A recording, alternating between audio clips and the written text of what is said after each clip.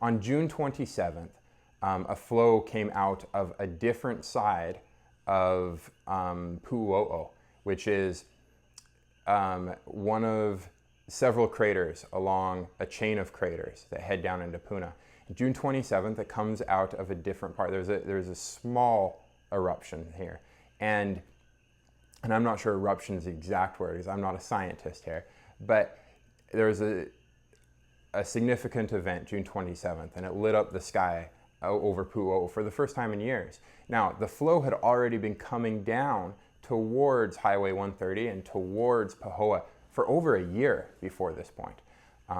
I believe it was in June of 2013 that the flow started coming down towards Pahoa, but it didn't go very far. In fact, in 1987, there was a similar flow that didn't go much further, and so for about a year it went towards Pahoa and towards the 130, but it didn't get too far. But on June 27th, things changed, and it flowed much faster, and just throughout July, it reached as far as it had since Pu'uo'o opened up and started the eruption there.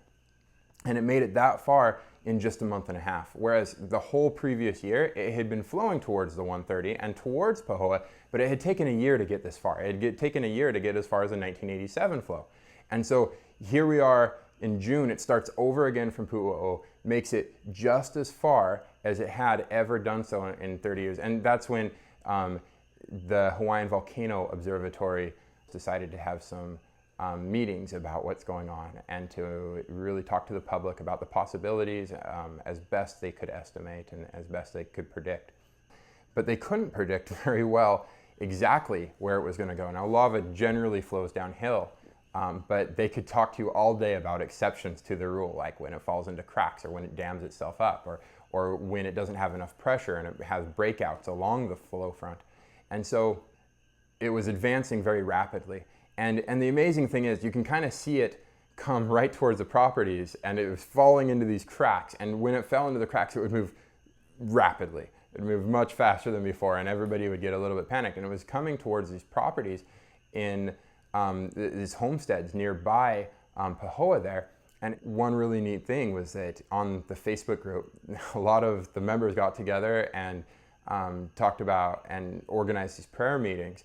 And it wasn't just a Facebook group, mind you, it was churches and organizations and people that observed the ancient Hawaiian traditions and religion got together and had different prayer meetings in different locations and combined prayer meetings in different areas.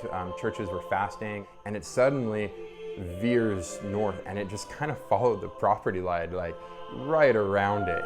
And the funny thing is, you can see the property line between private and state property, and I believe it did enter some property, but it hasn't to this day, at current time, destroyed any structures.